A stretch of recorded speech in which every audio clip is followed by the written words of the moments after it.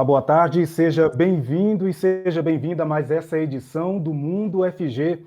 Hoje é sexta-feira, são 4 horas, 1 minuto, estamos ao vivo. Vamos juntos até às 5 com muita informação e conhecimento. Olha só, hoje é o dia 25 de junho e nesse dia a Organização das Nações Unidas celebra o Dia Laranja, momento para alertar a todos sobre a urgente necessidade de prevenir e, melhor, eliminar a violência contra as mulheres. Por isso, o episódio de hoje será dedicado a este tema. Vamos destacar ações, né, de empoderamento das mulheres e também outras que trabalham para desenvolver a equidade de gêneros. Para isso, nós contamos com a participação de Sabrina Fantoni, que é analista de desenvolvimento do setor privado e de empreendedorismo feminino do Banco Mundial em Washington. É mestra em Estudos da América Latina pela Escola de Relações Internacionais da Universidade de Georgetown. Olá, Sabrina, boa tarde, seja bem-vinda. Olá, Marcelo, muito obrigada por me receber, é um prazer estar aqui. Obrigada. Prazer é nosso. Também contamos com a participação de Renata Malheiros Henriques, que é coordenadora nacional de empreendedorismo feminino do Sebrae e cofundadora da Alma Mater Mentoria. Ela é mestra em Development Studies pela Universidade de Cambridge, no Reino Unido, e Women's Leadership Network, alumna da Universidade de Colômbia, nos Estados Unidos. É isso, Renata? É isso mesmo. Muito obrigada, Marcelo. Oi, Sabrina. Oi, pessoal. Nós contamos também com a participação da Ruth Santana, que hoje está fazendo a apresentação do programa comigo, fazendo a interpretação para a língua brasileira de sinais, o que vai tornar esse nosso bate-papo acessível para mais e mais pessoas. Também, em nome da acessibilidade, nós estamos fazendo a nossa autodescrição para que as pessoas com deficiência visual ou com baixa visão consigam visualizar ou imaginar como somos e o ambiente em que estamos. Eu vou começar, então, fazendo a minha autodescrição para vocês. O meu nome é Marcelo Pedro, eu sou um homem negro, eu tenho os cabelos raspados. Hoje eu estou vestindo uma camiseta gola polo amarela, com os punhos e a gola azul e alguns detalhes também na cor azul escuro. Eu estou sentado em uma cadeira preta, estou usando um fone de ouvido preto e a parede atrás de mim é branca. Eu vou fazer a autodescrição da Ruth, que está fazendo a interpretação para Libras. A Ruth é uma mulher que tem a pele preta, cabelos castanhos escuros na altura do ombro cacheado. Hoje ela está com os cabelos presos no formato de coque. Ela tem os olhos castanhos escuros, usa óculos de grau redondo com a armação dourada. A Ruth está vestindo uma blusa na cor roxa e a parede atrás dela é um cinza bem clarinho. Eu vou pedir a gentileza da Sabrina para fazer também a sua autodescrição. Oi, eu sou uma mulher branca, de cabelos cacheados loiro. Eu estou vestindo uma blusa rosa com mangas bufantes e a parede atrás de mim é branca, tem um violão, tem uma planta e um pouquinho de quadro aparecendo. Ok, muito obrigado. Renata, por gentileza, sua autodescrição. Olá, pessoal. Eu sou uma mulher branca, tenho os cabelos lisos, com um pouco de luzes, meio castanho, meio loiro. Eu estou usando brincos de florzinhas brancas, uma blusa rosa, um paletó bege, e estou numa sala com 2 quadros ao fundo, uma parede marrom e uma estante, e ainda está pegando um pouquinho de uma cortina também, um pouco cinzinha. Ok, muito obrigado. Eu quero lembrar também que você que está participando conosco que está acompanhando a nossa transmissão, você é convidado a participar conosco dessa conversa através dos nossos canais de interação. Nós temos aí o chat do Facebook e do YouTube, por onde esse programa está sendo transmitido. Temos o aplicativo da TV UFG, por onde você acompanha a programação, também pode interagir conosco. Temos também o nosso WhatsApp, 991811406, 991811406. Mande a sua pergunta, mande a sua participação e faça parte dessa conversa conosco. Bom, vou começar perguntando para a Sabrina, Em uma realidade de muito desemprego, é perceptível aí o aumento dos empreendedores, né? Como que o governo e as instituições devem incentivar e apoiar o empreendedorismo feminino? Sim, Marcelo. Durante a pandemia, nessa situação de crise que a gente está vivendo, é muito comum que os trabalhadores que perderam seus empregos tenham que encontrar maneiras de gerar renda, né? E o empreendedorismo, ainda que por necessidade, pode ser uma saída. No entanto, o Brasil não é um dos países mais fáceis de se abrir e nem de se manter um negócio. Portanto, às vezes, esses empreendedores optam pela informalidade. No caso das mulheres, o empreendedorismo por necessidade é ainda maior.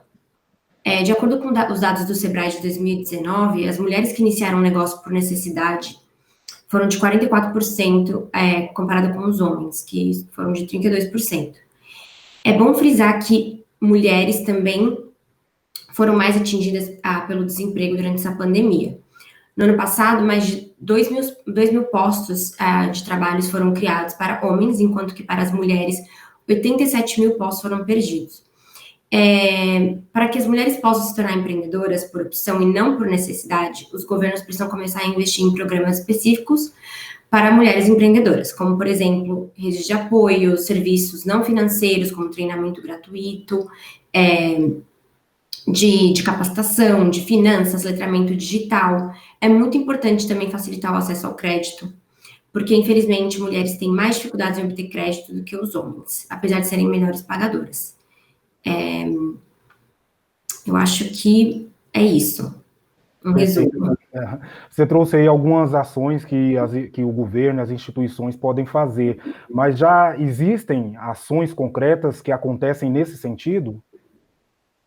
Sim, por exemplo, muitos países agora estão acordando, né, para essa questão do empreendedorismo feminino, da importância disso. Acabaram de sair 2 estudos do IFC, que é a International Finance Corporation, sobre comércio digital, né, e-commerce. E que, quando há essa possibilidade de fazer comércio digital, é uma maneira de conseguir passar pelos choques externos. Então, por exemplo, durante uma pandemia, que a gente não pode sair de casa, os empreendedores começaram a vender bastante na internet. Então, esses estudos foram feitos basicamente nos países do Sudeste Asiático e da África. Né, eles perceberam que existe uma barreira muito grande entre homens e mulheres empreendedoras em relação à inclusão digital e financeira. Então, por exemplo, enquanto que a venda dos homens de 3 países africanos, né, analisados nesses estudos, aumentaram em 7%, a das mulheres empreendedoras diminuíram em 7%. Esses estudos mostraram que se houver investimento para eliminar a barreira, né, no caso das mulheres no Sudeste Asiático e na África, e que que elas consigam aproveitar esse boom, né, do comércio digital, um total de 300 bilhões de dólares podem ser adicionados na economia desses países, né, um total, né, não para cada país, entre 2025 e 2030. E tudo o que as mulheres precisam para conseguir atingir esse potencial incrível que faria com que adicionasse toda essa renda, né, na economia, mas também que ajudasse tantas comunidades, tantas famílias, tudo que elas precisam é de apoio financeiro e de treinamento, de capacitação. Perfeito. Renata, aqui no Brasil nós temos o programa Sebrae Delas, né? A gente pode considerar que é uma dessas ações. Queria que você falasse para a gente como funciona e quais os resultados que ele já apresentou. Sem dúvida. Obrigada, Marcelo. Oi, Sabrina, Ruth também, pessoal que está nos assistindo. Bom, o Sebrae Delas é o programa do Sebrae, que é o Serviço Brasileiro de Apoio às Pequenas Empresas, voltado para mulheres empreendedoras. Basicamente, é um programa que busca apoiar quem é mulher e quer abrir uma empresa ou quem já tem um negócio, né, e quer crescer essa empresa, quer se desenvolver. Mas eu acho que eu começo com a pergunta que sempre me fazem como coordenadora do programa, né? Eu fico em Brasília, no Sebrae Nacional, e o programa está em vários estados brasileiros. Inclusive, aproveito a oportunidade para mandar Um abraço para os meus colegas do Sebrae Goiás, que foi um dos estados que abraçou o programa desde a sua fase piloto. A pergunta que sempre fazia é, mas por que a gente precisa de projetos para mulheres? Né? A minha colega Sabrina acabou de falar, mas por que precisa disso de finanças, por que precisa de capacitação? Não é difícil para todo mundo empreender? Não é difícil para todo mundo prosperar no mundo dos negócios ou do trabalho? Isso aí é mimimi, isso aí é preconceito ao contrário, né? São as coisas que a gente escuta muito. E a resposta, diante de várias pesquisas e muitos anos de experiência, é: olha, é difícil para todo mundo empreender, mas para as mulheres é mais difícil. E os motivos são culturais. Até 1962 existiam no Brasil motivos legais. Eu sei que depois de nós, nossa colega Paula Tavares vai dar um pouquinho para todo mundo como que funciona nessas barreiras na própria legislação. Então, até 62, o marido podia impedir a esposa de trabalhar fora de casa se assim ele desejasse. Então, você pode imaginar o que é isso. Hoje em dia, os motivos são culturais, ou seja, preconceitos, aquela coisa que a gente escuta desde criancinha. Isso não é coisa de menina, isso não é coisa de menino, mas isso não é jeito de fazer, mas isso não é profissão de mulher, isso não é profissão de homem. E a gente escuta, isso entra na nossa cabeça e isso influencia as nossas decisões quando nos tornamos adultas. Então, os motivos culturais, eles são muito ligados às competências socioemocionais, ou seja, falar em público, persuasão, liderança, fazer uma rede de relacionamento. O problema não é das mulheres, o problema é da cultura, né? A culpa está na cultura que homens e mulheres reproduzem sem saber. A boa notícia é que é possível tomar consciência e mudar e principalmente ensinar nossas crianças outras formas, né, de ver o mundo. E aí, falando especificamente do projeto, nós já capacitamos 10 mil mulheres em todo o Brasil, na sua etapa piloto, que foi no ano de 2019 e 2020, e a gente oferece justamente capacitações nas competências socioemocionais, então, como falar em público, como liderar, como negociar, como, né, fugir da síndrome da impostora. Depois a gente pode falar um pouquinho mais sobre isso, que é a questão da autoconfiança, mas também nas competências técnicas, que são finanças, planejamento, marketing. Agora, a nossa experiência mostra que as mulheres não costumam ter problemas nessas competências técnicas, não. As mulheres, em geral, têm um comportamento muito correto, são muito certinhas. A questão maior é cultural e está no outro conjunto de competências. Perfeito. A gente percebe aí que essa questão do empreendedorismo feminino, muitas vezes ela se dá muito mais pela necessidade do que por opção, né? A pandemia, ela agravou esse fato, Renata? Agravou bastante, Marcelo. A gente sabe que a pandemia foi ruim para todo mundo, mas para algumas pessoas ela bateu ainda pior. E qual que é uma das coisas que mais pegou na questão das mulheres, né? O tempo e o trabalho doméstico. Por motivos culturais, na nossa cultura, as tarefas domésticas e os cuidados, sejam com crianças, sejam com idosos, culturalmente recai mais sobre as mulheres. E na pandemia, os idosos precisam de mais cuidados. As crianças não estão na escola, né? Então, como é que você faz? O dia só tem 24 horas para todo mundo. O que você faz com essas 24 horas é que fazem a diferença na sua vida. Então, a gente, infelizmente, observou, por exemplo, níveis de ansiedade, níveis de estresse nas mulheres muito maiores, porque em condições normais, sem pandemia, elas já são culturalmente sobrecarregadas com essas tarefas, imagine em pandemia. E, além disso, na pandemia, as empresas precisam ser ainda mais inovadoras, elas precisam ser ainda mais encantadoras para conseguir clientes. Empresas que não estavam no comércio eletrônico, por exemplo, como é que faz? Tem que aprender a vender pela internet, tem que aprender a fazer marketing digital. E como é que você faz isso quando você tem 3 filhos pequenos em escola, né, na sua casa, seus pais estão doentes e você está tendo que arrumar a casa? Impossível, né? Então, a pandemia, infelizmente, escancarou, na verdade, isso é até, de certa maneira, positivo, escancarou um problema que já era real. A gente precisa falar sobre divisão mais equilibrada de tarefas de casa, entre todos da família, né? Então, não é justo que só recaia sobre um ou alguns cuidados, sendo que todos se beneficiam. Então, o Sebrae descobriu que isso foi, de fato, muito importante, né, para prejudicar mais as mulheres na pandemia. E em situações normais, as pesquisas do Sebrae mostram que as mulheres se dedicam 17% menos horas aos negócios do que os homens empreendedores. E a gente sabe que a gente não está tomando caipirinha na rede quando a gente não está se dedicando aos nossos negócios. Então, esse é um ponto fundamental: tarefa doméstica e cuidado com pessoas. Eu acho que a pandemia ela acabou trazendo, tanto para as empreendedoras, né, para as que precisaram empreender, quanto as que já trabalhavam fora, Elas trouxeram o trabalho de fora para dentro de casa, para o home office. Aí, junto com esse trabalho, acho que também veio um pouco das atividades que era do professor, né? Porque ela tem que ficar ali monitorando os filhos que estão assistindo aula, que também passou a ser remota, e somado a isso ainda tinham as atividades de casa, né? Então, acho que foi uma sobrecarga aí para as mulheres. Pois é, e Marcelo, se eu puder adicionar um pouquinho também, importante da gente focar aqui e relembrar que as mulheres negras sempre são as mais impactadas nesse cenário. Durante a pandemia, 74% das mulheres negras operaram, né, assim, mal tiveram reservas para continuar com seus negócios. Eu imagino que a Rita tem ainda mais acesso a esses dados. Então, não só as mulheres no geral são mais impactadas, mas as mulheres negras principalmente.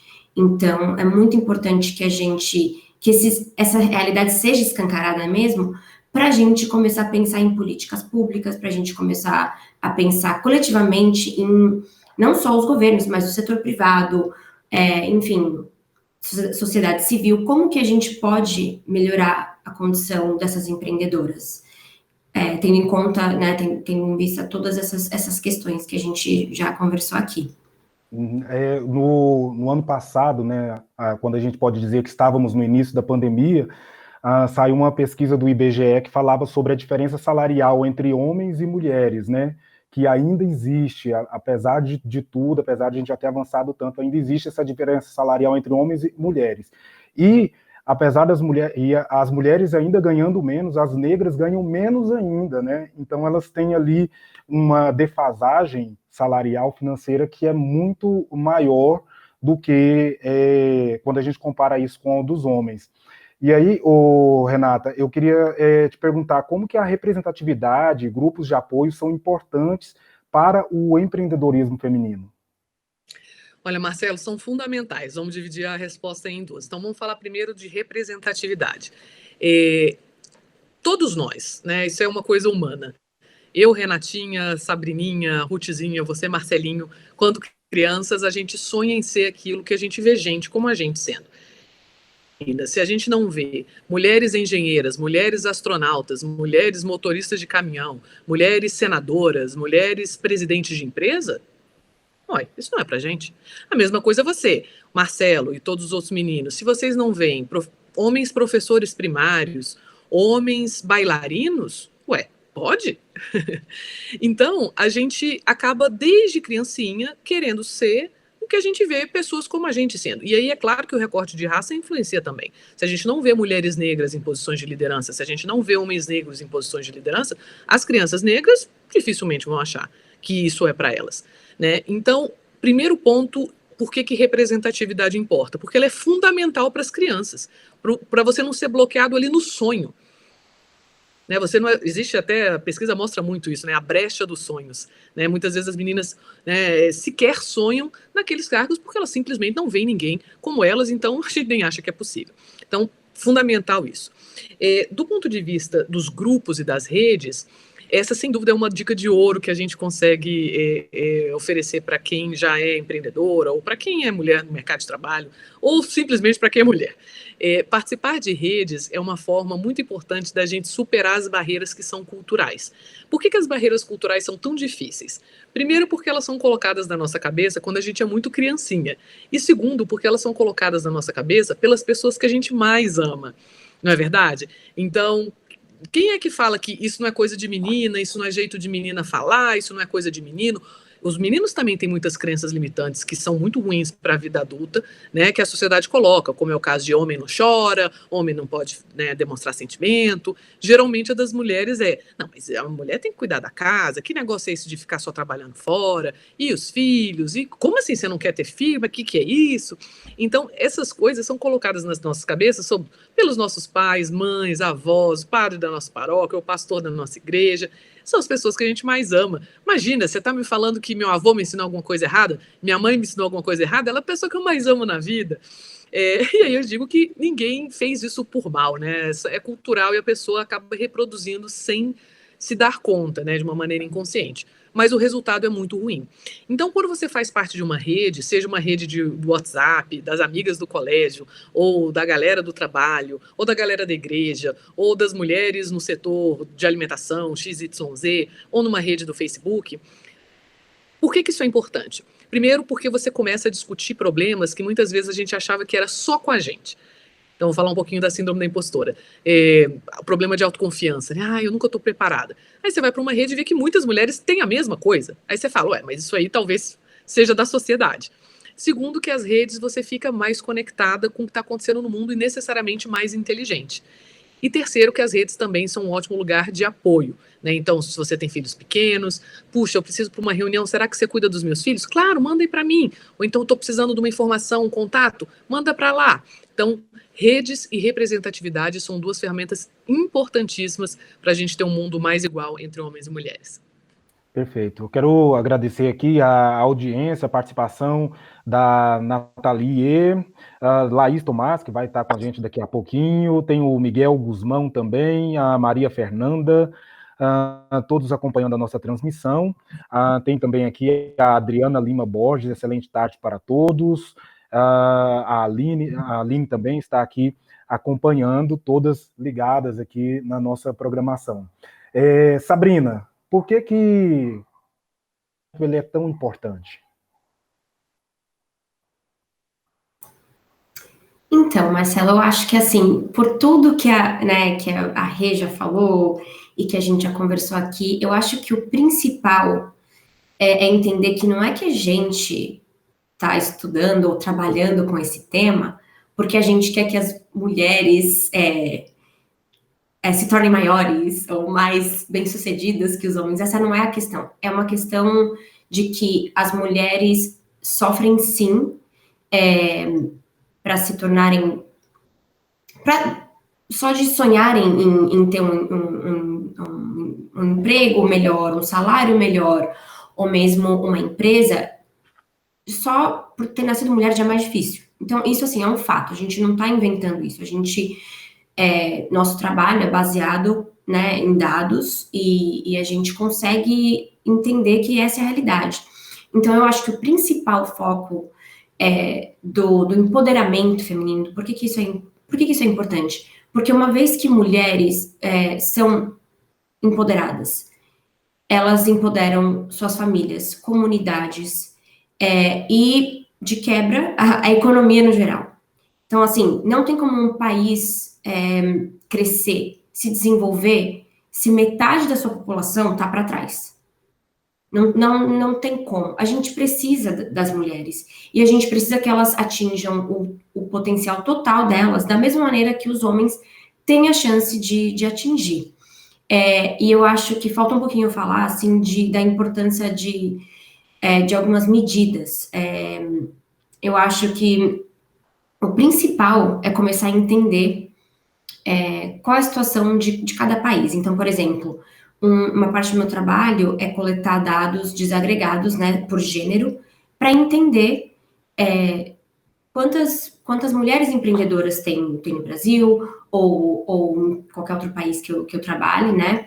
Eu acho que é importante a gente os governos começarem a entender a importância de coletar dados desagregados por gênero para ter uma visão de como a gente vai fazer políticas públicas para para diminuir essas barreiras, para começar a empoderar essas mulheres.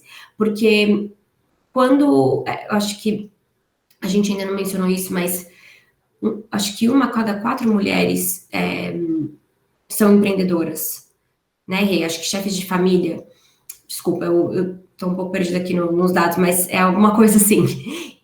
Mas isso já dá uma visão do quão importante é com que os governos, essas políticas sejam voltadas para fortalecer e para melhorar a condição de uma mulher que quer ser empreendedora, se tornar empreendedora, e que não seja por necessidade, mas sim por opção, porque ela entendeu que empreender é uma maneira de não só gerar renda, mas como de conseguir lidar com as múltiplas jornadas, né, e de se empoderar. Então, assim, por isso que eu acredito muito que o empreendedorismo feminino é uma maneira muito, muito simbólica de empoderamento. Eu tenho certeza que a Rê pode adicionar mais nessa pergunta, que eu acho muito importante. Sim, eu inclusive, assim, eu acho que, além de tudo que a gente já conversou aqui, né, dessas diferenças, assim, absurdas que existem quando a gente vai fazer a comparação de gênero entre homens e mulheres, dessa sobrecarga que as mulheres têm, né, quando a gente também compara aí com os homens, eu acho que o empoderamento, ele pode ser uma ferramenta para ajudar minimizar essas diferenças, né, e colocar a par ali, igual, mas eu acho que é uma coisa que a Renata falou, que eu acho que é extremamente importante. Eu acho que o empoderamento devolve o direito de sonhar dessa mulher, independente da idade, né? Não sonhar lá na infância, mas sonhar já depois de adulta de que ela pode. Talvez seria isso, Renata, também? Sem dúvida nenhuma, Marcelo. Essa coisa do sonhar, assim, nem sempre querer é poder, mas dificilmente eu nunca vi algum caso de que uma pessoa conseguiu alguma coisa sem querer. E essas questões culturais, esses preconceitos, eles muitas vezes cortam o nosso querer, a gente sequer acha que é possível. Né? Então, é uma coisa realmente cultural que age no nosso psicológico. Por isso, a importância das redes, a importância de se conversar, a importância de se buscar mentoria. A minha amiga Sabrina falou muito bem, né, do porquê do empoderamento, do ponto de vista dos países. As mulheres são metade da população mundial. Como é que a gente quer ser um planeta, né, bem sucedido se a gente deixa de lado metade? Do ponto de vista brasileiro, as pessoas negras são metade da população brasileira. Como é que a gente quer ser um país decente se a gente deixa de lado metade da população? A gente não pode se dar esse tipo de luxo. Né? Então, querendo ou não, gostando ou não dessa pauta, é simplesmente uma pauta pragmática a ser seguida. Né? Então, acho que esse é um ponto que a gente precisa reforçar. E é muito importante todos estarem no mesmo barco. Sabe? Não tem como a gente avançar tanto nas pautas de empreendedorismo feminino se os homens não estão conosco nisso. Né? Então, não tem como a gente avançar tanto em outras pautas se as outras pessoas que às vezes não estão tão envolvidas não estão com a gente nessa, porque muitas vezes acaba atrapalhando mesmo que, né, sem querer. Então, é importante que a consciência e o debate aconteça a todos. Eu agradeço mais uma vez o convite, porque falar sobre isso, que é um assunto tão espinhoso, um assunto tão cabeludo, um assunto que eu vou começar a pensar em como foi a minha criação lá da infância. Ai, não, nem quero falar sobre esse assunto. Né? Lá vem as feministas. Então, é fundamental para a gente andar para frente como o século XXI. Sim, e assim, é cultural, mas eu acho que cabe a nós quebrar essa cultura, né? Eu acho que a gente deve romper com essa cultura. Eu acho que nesse processo de empoderamento, os homens também devem fazer parte, né? Eu acho que se não fizerem parte, eu acho que fica muito mais difícil. Não vou dizer que não acontece, mas fica muito mais difícil. Quero agradecer mais uma vez, Renata, por participar aqui conosco. Até uma próxima. Muito obrigada, Marcelo. Sabrina, também agradeço sua participação aqui conosco. Prazer tê-la aqui no Mundo UFG. Muito obrigada, Marcelo, Ruth, todo mundo da TV UFGV. Foi um prazer estar aqui. Rê, muito obrigada por mais essa troca. Sempre aprendo muito com a Rê. E agora o pessoal vai ficar com outras mulheres incríveis que vão ensinar muito para todo mundo. Mas eu agradeço muito a oportunidade de estar aqui. Muito obrigada a todos. Eu que agradeço. Vamos para o intervalo e daqui a pouquinho a gente está de volta, como a Sabrina disse, com essas mulheres incríveis para falar mais sobre esse assunto. Até já.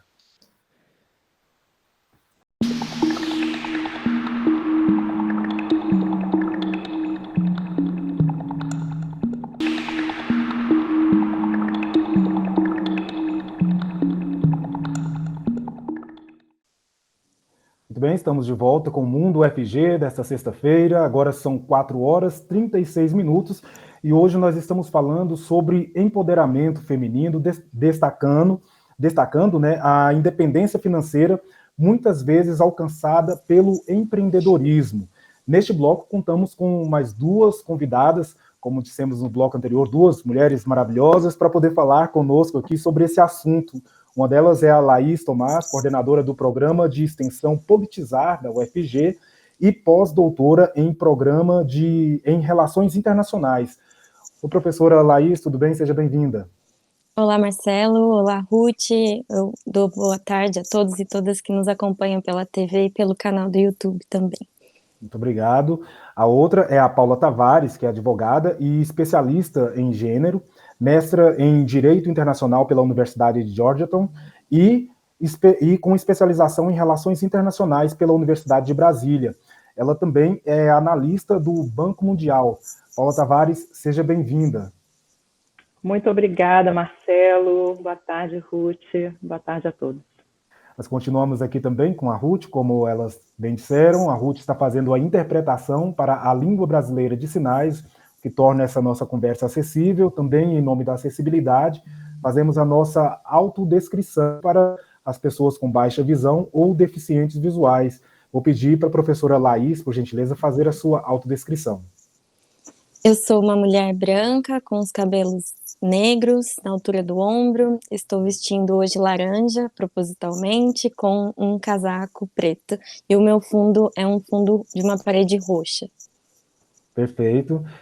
Paula, por gentileza, sua autodescrição. Obrigada. Eu sou uma mulher branca, de cabelos castanhos, um pouco abaixo do ombro. Eu estou usando uma blusa creme por baixo, um casaco azul e com fundo creme com um quadro um pouco nublado atrás, colorido. Ok, muito obrigado. Eu quero lembrar mais uma vez que você que está nos acompanhando pode fazer parte dessa conversa, mandando o seu comentário, mandando a sua pergunta através dos nossos canais de interação. Nós temos aí o chat do Facebook e do YouTube, temos o aplicativo da TV UFG e o WhatsApp 991811406. Laís, eu vou aproveitar então que você está de laranja e eu abri o programa falando sobre o Dia Laranja. Explica para a gente o que é esse dia. O Dia Laranja ele foi instituído pela Organização das Nações Unidas em 2012. Na época, então, decidiu-se pela cor laranja, por ser uma cor que desperta a prosperidade, o engajamento, e ela foi escolhida para uma campanha, né, que faz parte do Una-se pelo fim da violência contra a mulher, as mulheres, né, e meninas também.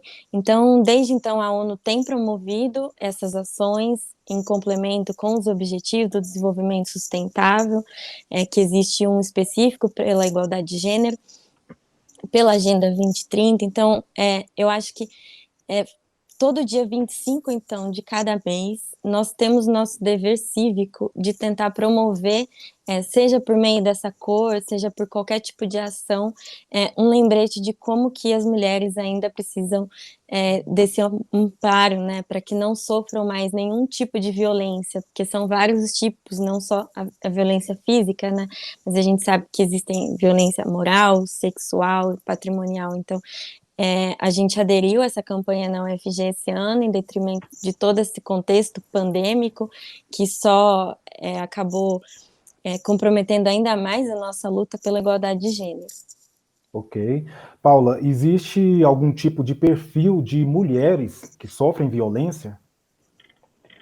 Olha, o perfil, na verdade, não existe, porque o que a gente sabe da violência é que, infelizmente, ela realmente afeta todas as camadas sociais, econômicas, de mulheres em todos os países. Não existe um país que tenha conseguido ainda erradicar a violência contra as mulheres e realmente não existe um perfil de mulher vítima e que exclua outros. A gente sabe, porém, que existem alguns grupos, né, de mulheres, pelos dados, que são mais afetados, né? Então, mulheres, sobretudo, principalmente, claro que a gente sabe que em outros países há também taxas de violência contra homens, mas principalmente mulheres, e os dados para o Brasil mostram principalmente mulheres jovens, mulheres negras, e dados mais recentes mostram mulheres separadas, né? Então, realmente, esse perfil de mulher acaba sendo mais impactado, tendo um índice maior de violência. Esses últimos dados que saíram do Fórum de Segurança Pública e do Instituto Datafolha, mostrando, por exemplo, que mulheres separadas e divorciadas compunham mais ou menos 35% das vítimas em relação a outras categorias, solteiras, viúvas, casadas, que em termos de perfil de cor, mulheres pretas ou desse grupo eram a maioria também, 28% e 24% mais ou menos pardas, 23% brancas, então números aí um pouco mais baixos, E um perfil também de idade, meninas e mulheres jovens de 16 a 24 anos, aí também entrando com um perfil de maior incidência de violência. Então, existe sim, nesse sentido, um perfil de mulheres que são mais afetadas pela violência, mas a gente sabe que não existe nenhuma mulher hoje, ou categoria classe, que esteja, enfim, imune a esse tipo de situação. A professora Laís falou aí de diferentes tipos de violência que existem, né? E aí você também agrega falando que não existe um perfil. Todas as mulheres, independente da camada social, independente do grupo que ela faça parte, ela sofre violência. Essa violência, ela muda de acordo com essa classe social que ela faz parte, em determinado perfil socioeconômico, é uma violência mais psicológica, em outro é mais física, ou não? Olha, esses dados, eu não vi ainda exatamente esse levantamento de dados agregados em relação à classe econômica ou grupos e os tipos de violência, até porque uma coisa que nós temos, enfim, impulsionado muito e dado muita visibilidade é a necessidade de melhores dados, uma coleta melhor de dados em relação à violência contra a mulher, para que a gente possa entender melhor o problema, né? Então, os dados ainda são cada vez melhores, mas ainda são insuficientes para nós termos esse diagnóstico tão refinado, que seria ideal entender, né? Mas a gente sabe, por exemplo, que quando se tem um perfil mais baixo em termos econômicos, financeiros, isso abre, claro, uma vulnerabilidade, principalmente a assédios, a violência moral, a violência psicológica, né, associada muito a isso, a falta de independência e autonomia econômica da mulher, muitas vezes. Mas não existe necessariamente em termos de estatísticas, que eu saiba, uma associação que a gente possa falar em termos de dados, né? Mas existem alguns perfis. Professora Laís, quando a gente fala aí de violência contra a mulher, há quem pense que essa violência ela só é aquela violência física ou talvez a verbal. Talvez eu queria que a senhora falasse de outras violências que talvez podem parecer sutis, mas são tão nocivas quanto a física, né? Realmente, Marcela, a violência ela está no nosso cotidiano. Eu acho que quando, por exemplo, mesmo na academia, as mulheres participam de debates acadêmicos, a gente vê homens tentando explicar o que ela acabou de falar. Então, isso também é um tipo de violência, né? Não necessariamente ela pode ser psicológica no sentido de comprometer ali o debate, mas já mostra que está realmente subestimando o papel ou a contribuição da mulher naquele debate. E, assim, além da violência sexual, a gente sabe, patrimonial no sentido de se a mulher não tem, se ela depende, né, financeiramente do parceiro, principalmente em caso de separação, a gente sabe o quanto que isso é difícil e os processos litigiosos tendem a buscar, às vezes, deixar essa companheira, né, sem esses recursos, então ficam todas numa situação de muita vulnerabilidade. Então, eu acredito que esse debate sobre o que é essa violência, né, seja esse assédio moral ou assédio sexual, a gente teve um caso essa semana em Goiânia com uma pessoa pública, né, então uma apresentadora de TV que tinha, né, todos os recursos possíveis e justamente fez a sua denúncia, né, expôs o caso, e a gente sabe o quanto que as políticas em Goiás têm avançado nesse sentido, mas que o Estado ainda tem um caminho longo, né, para superar esses casos de violência que podem, em última instância, né, como a Paula mencionou os dados aí, virarem estatísticas de feminicídio. Então, se a gente não agir, a gente tem um aumento enorme de taxas de feminicídio, né. A pandemia também traz questões interessantes sobre dados de casamento infantil, né, e aí não só no Brasil, mas dados também do Fundo de Populações das Nações Unidas retratam que essa pandemia, né, ela acabou aumentando casos de casamento infantil, e também a falta de acesso às escolas durante a pandemia faz com que as meninas, né, adolescentes, não tenham um canal comum de denúncias, porque geralmente eram nas escolas, né, com a ajuda de professores e professoras, que muitas vezes essas crianças elas conseguiam denunciar.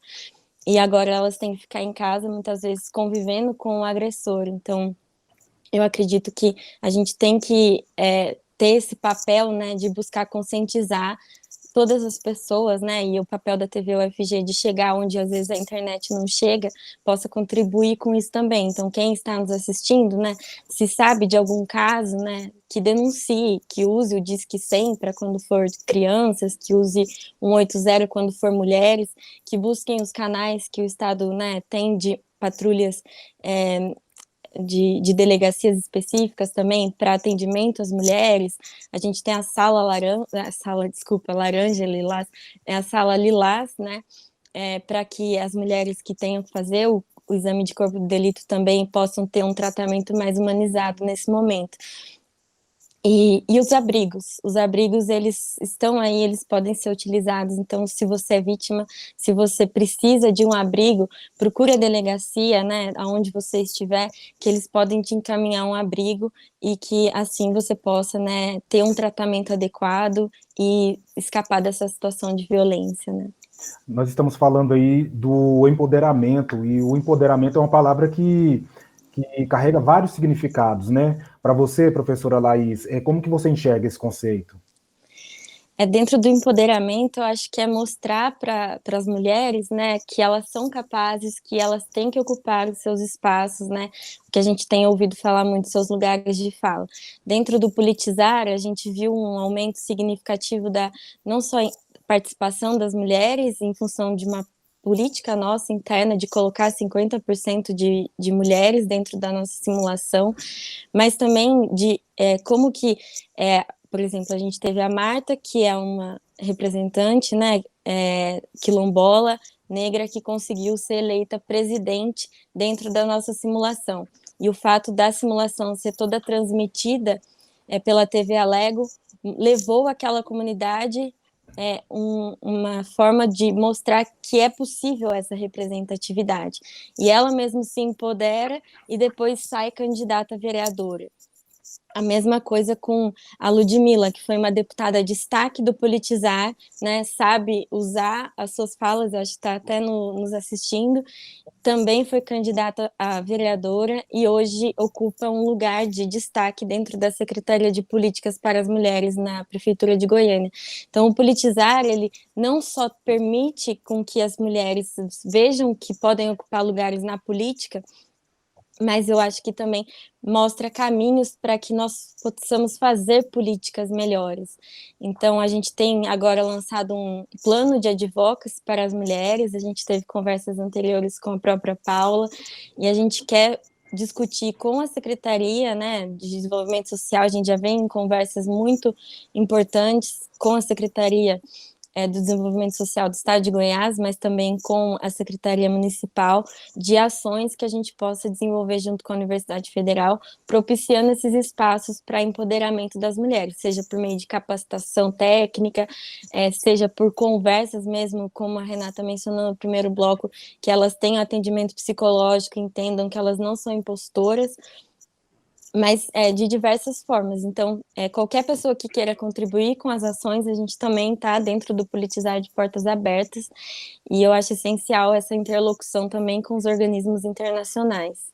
Perfeito. Eu queria ouvir a Paula sobre como ela enxerga esse conceito de empoderamento.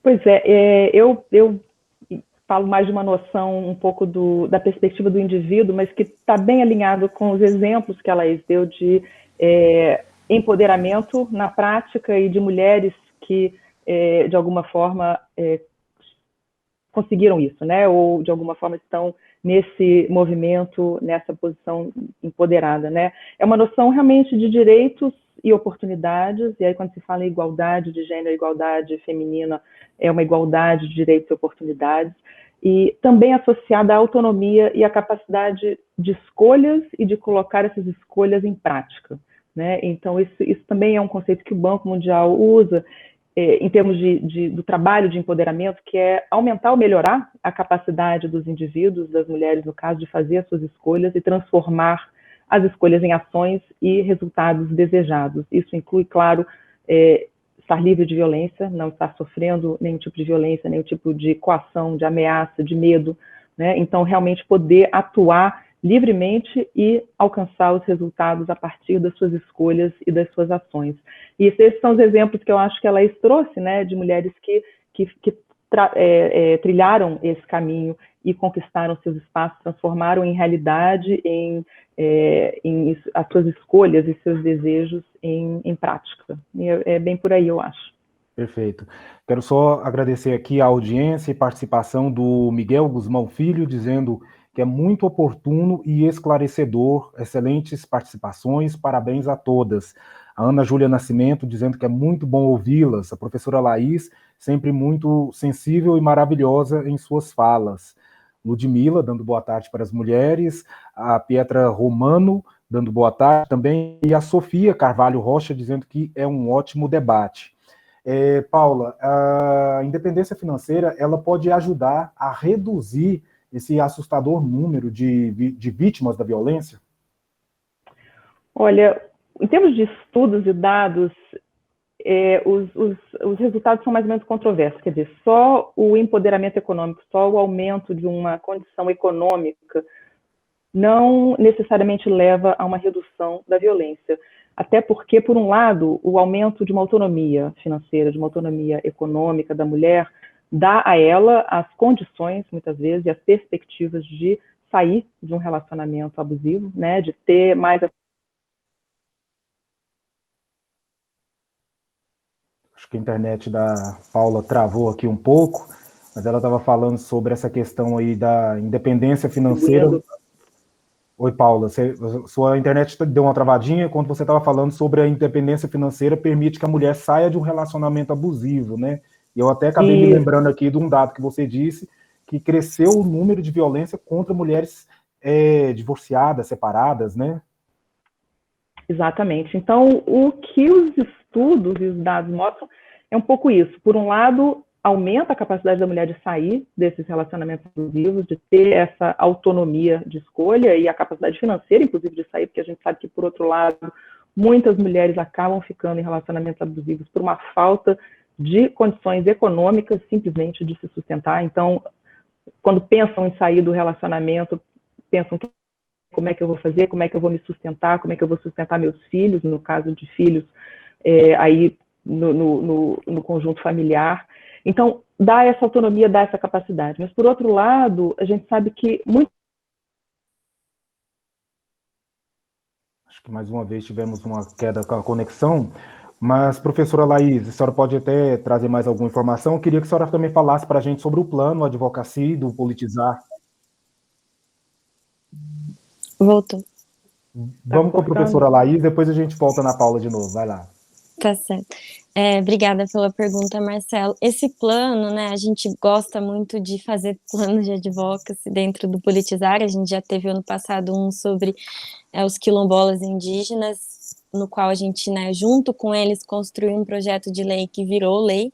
Então, a nossa iniciativa, atualmente, a gente fez uma chamada, inclusive, para incluir voluntárias dentro do nosso plano, para fazer primeiro um mapeamento dessas políticas atuais vigentes, focando no estado de Goiás, né, e na cidade de Goiânia, mas também, como temos voluntárias de diversas partes do país, eu acho que vai ser interessante também olhar para o que está sendo feito em outros lugares do país e desenvolver esses tipos de ações, assim, desde as campanhas que a gente já começou com a do Dia Laranja, essa adesão, né, o nosso diálogo com a ONU Mulheres, com a Secretaria Estadual e a Secretaria Municipal, e a partir disso, tanto colaborar com as políticas públicas vigentes, no sentido de ajudar esse monitoramento das secretarias. A Paula mencionou a questão dos dados, a gente sabe que tem sido feito um esforço dentro da Secretaria Municipal de digitalização dos dados, né?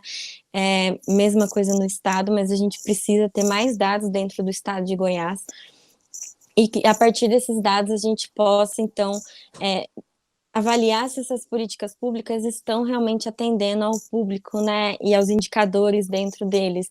E aí, se for o caso, a gente pode sim propor novos projetos de lei ou emendas, né, a leis já existentes no âmbito estadual e municipal.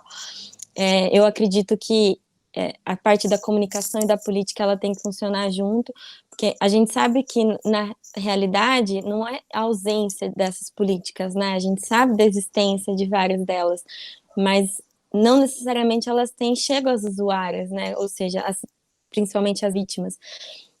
Mas, de qualquer jeito, vários exemplos, né, de leis, por exemplo, que poderiam ajudar no empoderamento seriam justamente essas sobre a igualdade de gênero em cargos de liderança, porque a gente vê muitas vezes as empresas apresentando dados de que elas têm um equilíbrio de gênero na sua composição, mas não necessariamente se traduzem nos cargos de liderança. A gente assiste a maioria dos eventos, né, como eu mencionei, muitas vezes as mesas só tem homens. Então, a gente tem que fazer esse papel também, de buscar, né, dentro das nossas empresas, então, até mesmo dentro da UFG, né, fortalecer as mulheres nesses cargos de liderança dentro das unidades acadêmicas ou da gestão. E também pensar que as mulheres muitas vezes não se candidatam a uma vaga porque elas olham as exigências, né, e acham que não são capazes. Enquanto os homens muitas vezes veem uma exigência que eles se encaixam e eles se candidatam. E aí a gente já perde na hora dessa seleção que a gente não está nem concorrendo. Então, o meu incentivo, né, as alunas, várias aqui do Politizar acompanhando, né, que eu tenho a honra de tê-las na equipe, se imponham, né, coloquem ali a oportunidade que vocês possam ter em qualquer outras vagas, né, se você tem uma ideia, então, como a própria Renata falou, do Sebrae, de repente empreenda, busque apoio, né, uma mulher ajudar uma mulher, então se alguém pede uma indicação também, pense primeiro, então, numa mulher para indicar, ao invés de indicar diretamente um homem. Claro que já foi mencionado, a gente tem que ter o apoio masculino para atingir tudo isso, né? Mesmo os homens que estão em gestão, né? Que chamem mais mulheres, então, para sua equipe ter uma igualdade. E a Paula pode até explicar mais, né? As empresas, elas têm agora indicadores, né? Que a gente tem visto na internet, em vários lugares, o ESG, né, que em inglês é Environmental Social Governance. Então, esses indicadores mostram que as empresas, elas são comprometidas, né, com o desenvolvimento sustentável. Paula, a gente está com o tempo já estourado, mas acho que só para a gente amarrar aquela última conversa, além da independência financeira, talvez é necessário um conjunto aí de dispositivos que funcionem, né, os que já existam que funcionem, e outros que não existem, que possam ser criados para que, de fato, essa violência seja reduzida.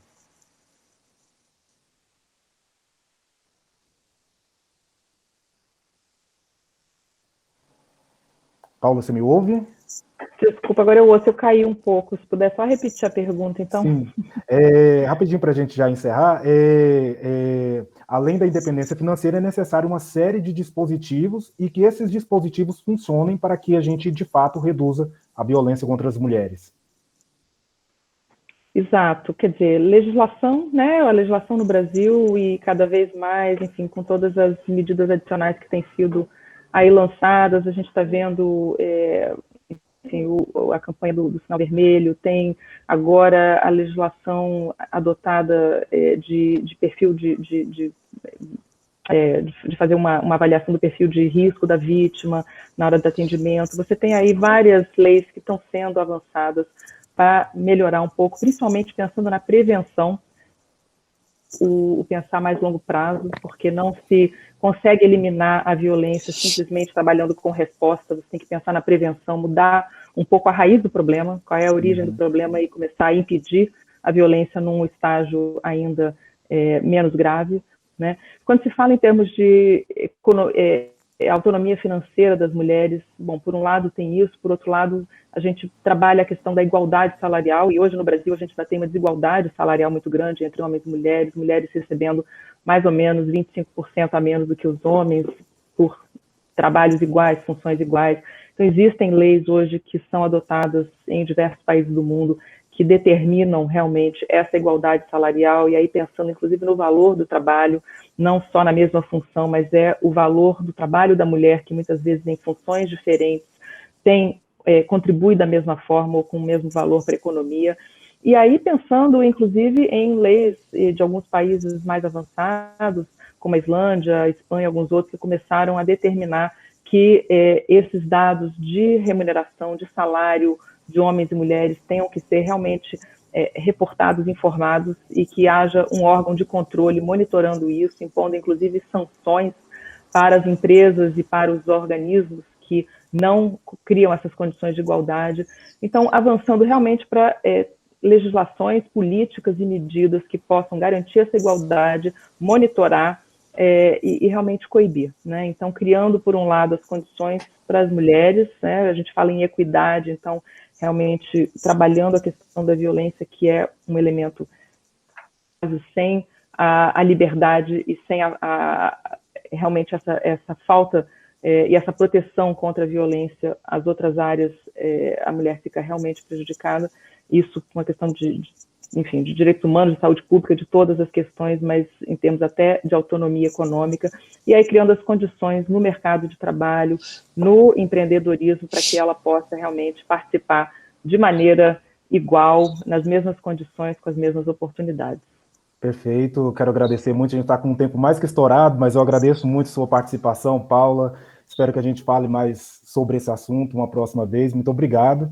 Quero agradecer também a professora Laís Tomás, que esteve aqui conosco, também falando sobre esse assunto. Agradeço também a Ruth Santana e você que nos acompanhou neste debate. Só quero lembrar, antes de encerrar, que a campanha Vacina, Arte e Solidariedade está arrecadando doações para quem está em situação de vulnerabilidade nessa época de pandemia. Então, se você puder, faça um Pix para frentesolidaria@rtve.org.br ou entregue alimentos e itens de higiene em qualquer um dos pontos de arrecadação. Tenha um ótimo final de semana, a gente se vê, tchau, tchau.